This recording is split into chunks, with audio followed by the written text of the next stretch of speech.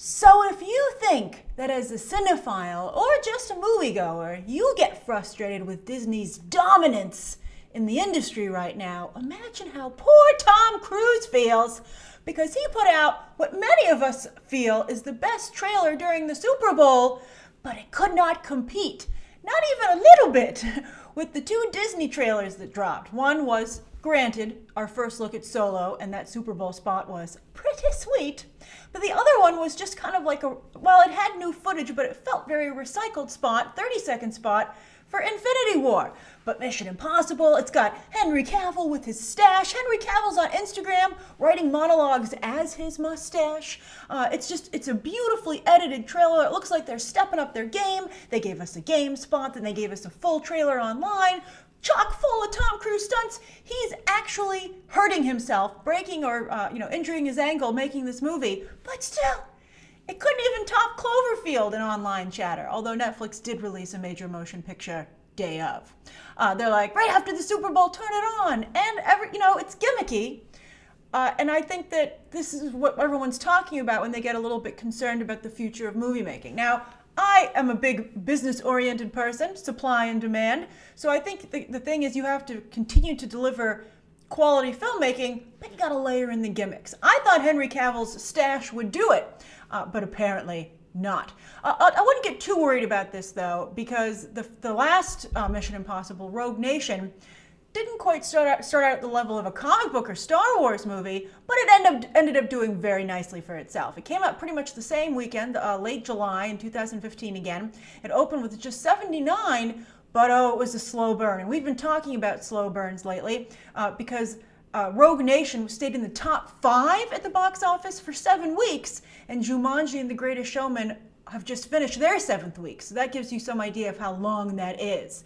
And while it didn't make Jumanji money, it made Rogue Nation made $682 million worldwide. So don't feel too bad for Mission Impossible Fallout, but I think that Paramount and Tom Cruise's people have to be like, I think it's got to hurt a little bit, and I think they're going to have to look inside and be like, what did we not deliver that would make people pay more attention to this? I'm curious, what would your answer be? Why do you think, what's it going to take for a movie like this to be able to effectively compete with Infinity War and Solo in, the online landscape? And can it? It's got to be able to. I believe that it can.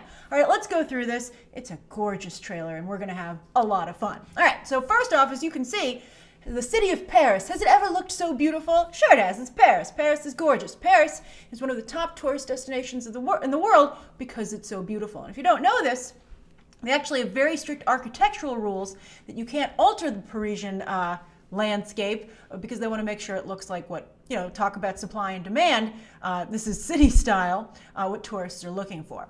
Now there is the Eiffel Tower, obviously, gorgeous. But then you see down here, that's like an art installation.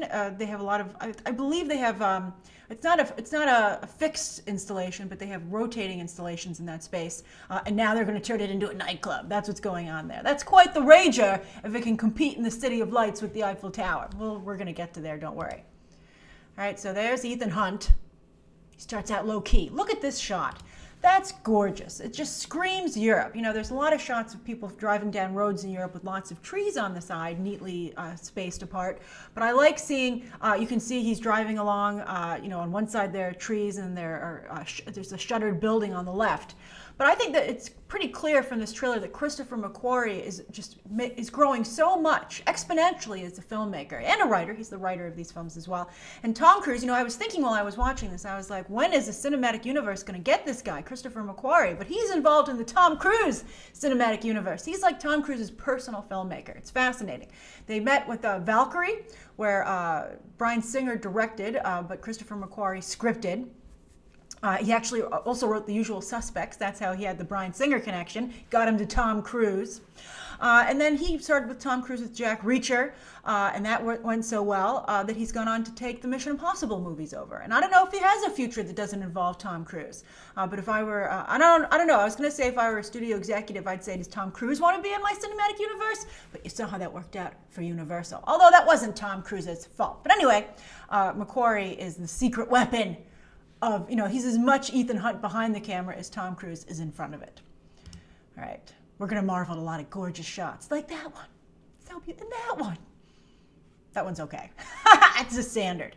But look at the beauty of that. Red wall in the background, red cinematic color of danger. You can see some red lights there. It's the heater on the left, but it's serving a dual purpose. But look, it's keeping Ethan warm, Ethan all hot and toasty. But look, his mission, should you choose to accept it, and that's what they're discussing here, it's self-destructed in front of him. But I think that whoever makes these for IMF, I'd be like, wow, you know, is this like a personal fulfillment of yours that you've decided to make these destruct in a more artistic manner? You know, the person's just bored. I mean, I wonder if like upper management's like, how much is this costing me for you to make beautifully deconstructing messages? Just have it go poof like the old ones and it's done. And they're like, no, I need to have some joy in my work. But anyway, the person who's talking is Solomon Lane, played by Sean Harris from the last movie, who was the head of the syndicate, which was the evil IMF, remember? And so he's saying, and this is so poetic, a writer would come up with this. That's why you got to love Christopher McQuarrie being in charge of this. But it says, you know, your mission, should you choose to accept it? Did you ever choose not to accept it? It's so simple and obvious that it's beautiful. That's, you know, you would think it take 6 films to ask that question, but here we are. I love it. I'm sure Ethan Hunt's having the same question. He's like, why didn't I ever think not to accept it? Fabulous. I highly recommend. These movies hold up pretty darn well, except for, unfortunately, the second one, which was the one that cost Doug Liman the Wolverine role. That movie is ridiculous. But for the most part, especially the first one, they hold up not only really well, but it's hilarious to see old technology, right? They're like using dial-up practically and flip phones to do these huge stealthy operations. It's hilarious. But so you should, to get ready for this, you should totally do a Mission Impossible marathon.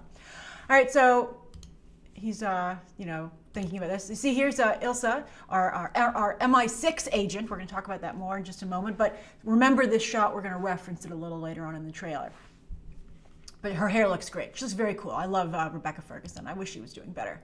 Now, this is a beautiful, beautiful shot because it's barbed wire, which has snow on it, but also blood.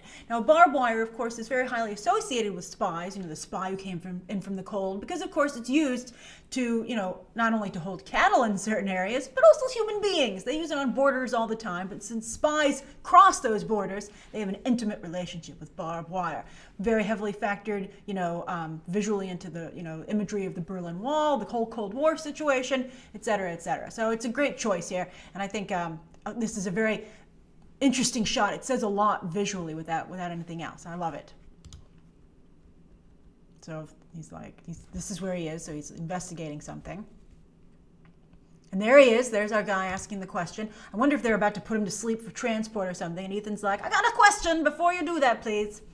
And so he's asking this. And he's saying, you know, all your good intentions, this is the fallout of all your good intentions. You know, it's time to have to pay it back. Your bill is due. That's also a great idea, and it makes the title, I think, a lot more poignant. So I like it a lot. Again, having a good writer, you just can't make up for it. It's one of the things I think you really need to have. And there he's like really perplexed. He's like, what are you telling me here? By the way, let's look at those company logos. This is hilarious. So you've got Skydance, which is Doug Ellison's company, or David Ellison's company. And his sister is, of course, Meg Ellison. That's the Ellison fortune from Oracle. He does the big blockbuster movies, and she does the our little artistic films. And I think they both really don't know how to make a movie for the most part, but they get lucky occasionally. And then, of course, there's Bad Robot, which just sold its Bad Robot. It's a friendly fire because the Cloverfield paradox, of course, is from J.J. Abrams' company as well. And he just, dumped that on Paramount. So hilarious. I mean, on Netflix. So it's actually, this is also a Paramount movie, so it's friendly fire in more ways than one. They took out their own damn movie. They should have asked Netflix what they were going to do with it. All right, so anyway, you can see they're in like a Hall of Mirrors at this nightclub. Hall of Mirrors, a Versailles, kind of reference. To me, it's a little bit ripping off John Wick. I'd be like, you can't do that, man. John Wick did it first, and they did it beautifully. Have some self-respect. But they're like, leave us alone. And I'm like, okay, it looks really nice. So, of course, that's not only Tom Cruise up front, but also Henry Cavill. And I was like, who's this blonde woman who surfaces throughout the trailer? Guess who I think it is? It's Vanessa Kirby, a.k.a. Princess Margaret from The Crown. I'm so happy for her. Everyone's talking about Claire Foy, but she does a great job on that show. 2 seasons now. They're both done. And I hope Vanessa Kirby has a great career ahead of her as well, because she's also quite talented. So we'll see how she does here. So they're doing something very important. Now they're talking about Berlin here, so this might be a flashback. Something went wrong in Berlin. There's Alec Baldwin. I love Alec Baldwin. Very well used here, and he's saying, you know, you had a hard choice in Berlin, and you know you didn't complete the mission, and that's kind of like the setup. Expect the movie to open in Berlin, which is standard for these kinds of movies because you want to open with an action sequence. Here's the CIA, Henry Cavill. You look fabulous. They're dealing with nuclear stuff here, plutonium. So we'll stop here. So you can see that they both have their number one agents behind them, I'm guessing. Ethan Hunt is behind Alec Baldwin, and you have Henry Cavill's character here behind Angela Bassett's head of the CIA. I don't know how the IMF is allowed to continue to operate. It clearly causes a lot of problems. Now, this is, of course, a fictional organization just for these movies, but, you know, if you have the CIA and you have MI6, what the heck is IMF doing in the middle there? I'd be like, your agents have to, you know, be divided up amongst these other, I mean, they only seem to have one team at this point, Alec Baldwin, Ethan Hunt's. But I can see why the CIA is upset and MI6. By the way, I love Angela Bassett's line here. And Alec Baldwin's like, well, if they had secured the plutonium, my team would be dead. And she's like, yeah, that's the job. Okay? And I think that's fabulous. Really, really good. Shades of Amanda Waller here, a role she did play for a hot minute. A hot mess of a minute, unfortunately.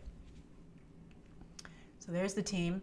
Now this is, you can see, this is when we were just looking in the car earlier, Ilsa Faust, aka Rebecca Ferguson. So here's our team. They're on some kind of site. I think this might be where the syndicate leader, Solomon Lane, is being held, but you can see someone has gotten there before them.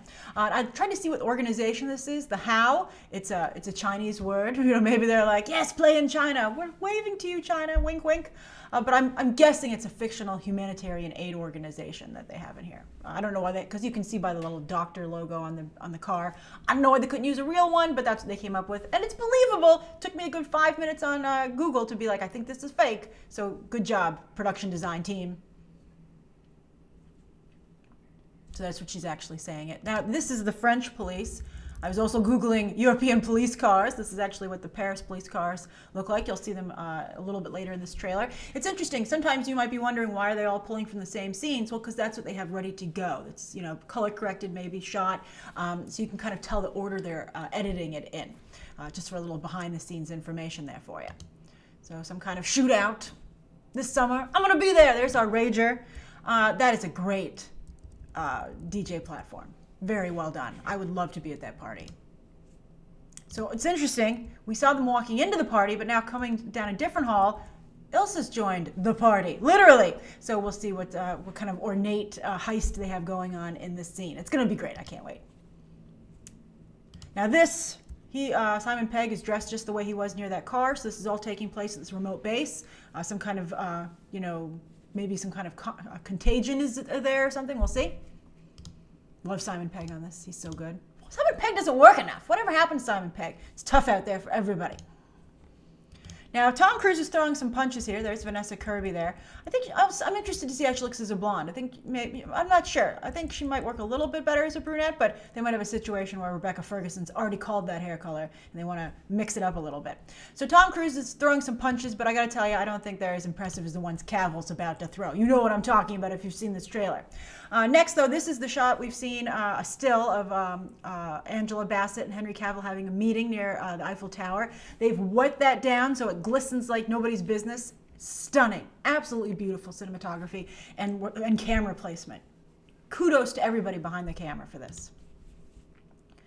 Now this is beautiful too. Same thing. You know, oh, they're going to drive a boat underwater, but let's have beams of light. You know, School of Spielberg there. He's the one famous for using beams of light. It's J.J. Abrams having, glints, lens flare, but Steven Spielberg is famous for actual beams of light cutting through the darkness, and that's being utilized here quite nicely. There's the Arc de Triomphe. Oh, I love the Arc de Triomphe. I just want to stop here for a moment. So beautiful. We'll talk about it more momentarily. There's a great shot that reminded me of something. So we have a little bit of a rendezvous here. This is the park behind the Louvre. You can get a sandwich here when they're not filming. And so she's like, don't make me go through you. I love this. So again, she's MI6. Now this is great. Love this, okay? I love that she's called him on it, and in a moment he's going to answer her call. I think it's great. So you can see they still have a very complicated relationship. And it's not getting in the way of either of their jobs, which I think is great. It makes them an ideal power couple. So you have over this Henry Cavill's character. It's funny, he's British playing yet again another American, talking about how many times has Ethan Hunt been left in the cold, betrayed by his government? When is he going to just decide to do what's best for him? And it's like, especially after Solomon Lane asked him about it, right? And put that idea in his head. So I think that's a great question. So obviously that's what we're going to explore here. So she's already fired on the car when it stops. I don't think she's firing at Ethan. There he is. And she does continue to fire, and he runs her over. Oh, I think he knew that he didn't hit her that hard, and I think she knows how to hit a car. But I love it. I think this is a great step forward for female characters in action movies, that he did run her over, and she rolled with it, literally. I love it so much. They're like, remember that crazy time you hit me with the car? Well, you did pull a gun on me first and get in the way. So here we have more police. There's some kind of crazy underwater sequence. We have police outside, if you can hear those sirens. Tom Cruise is like, I love me some underwater stunts, any kind of stunt, boy. So now we have a great motorcycle car chase. They're the police cars. That's how I realized they were in Paris, because I was like, I recognize the city, and that's the same type of car.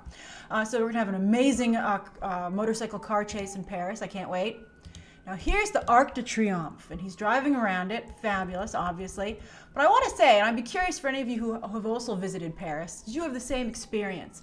I will never forget, I was walking around the Arc de Triomphe, and it was so beautiful and glistening in the sunlight, it didn't seem real. I mean, usually when you see beautiful works like this, it's from far away. But this is just right in the middle of a city, right in the middle of all this traffic and pedestrian traffic as well. And it was unreal. I will never forget how that felt. I almost lost my balance. I felt dizzy. I just had like an hour. It's unusual for me. I'm not that kind of person.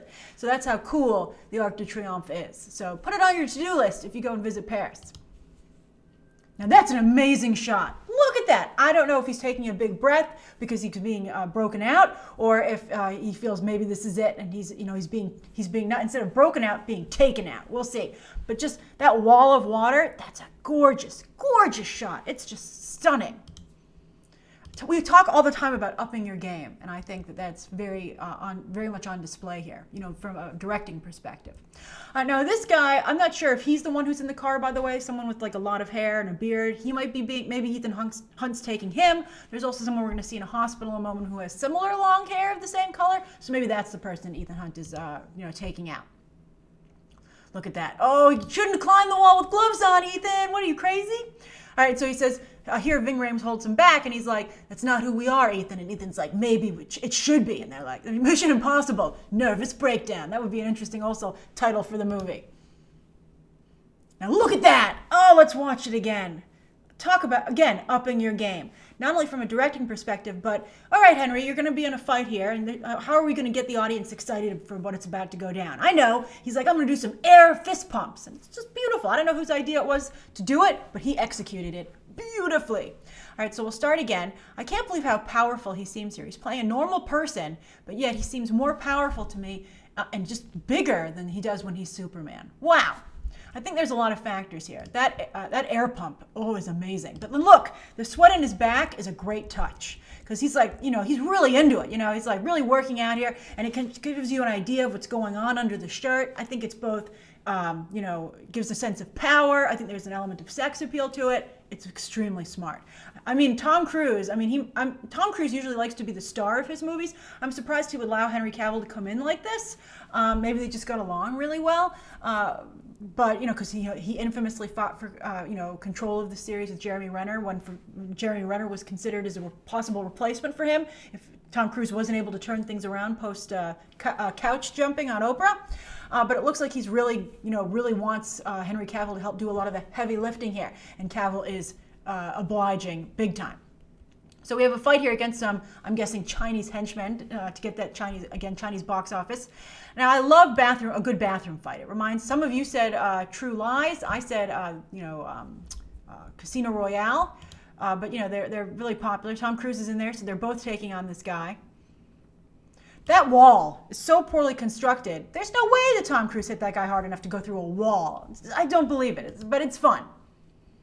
He's going to throw him through a plate glass window in just a second. Fabulous.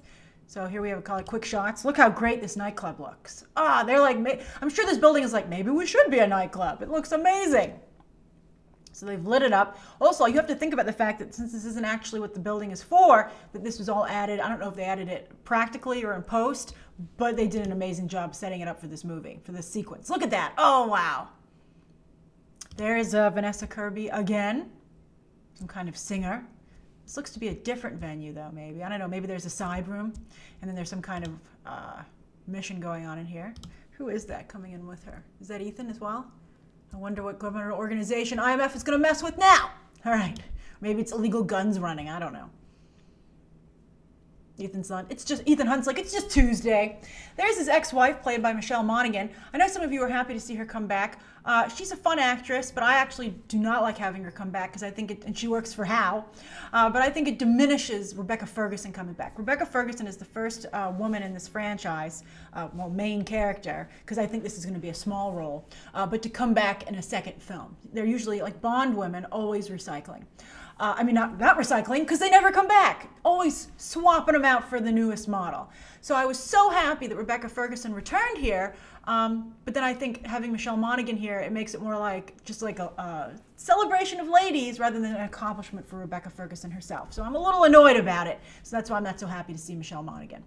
And she's apparently not over Ethan. She's like, how is he? And he's like, same as always. And they're like, let us demonstrate. So this is a great montage of him doing some great stunts. Tom Cruise is like, that's really me. That's the shot, by the way, where he broke his ankle, doing some kind of weird land. I love that they kept it in the movie.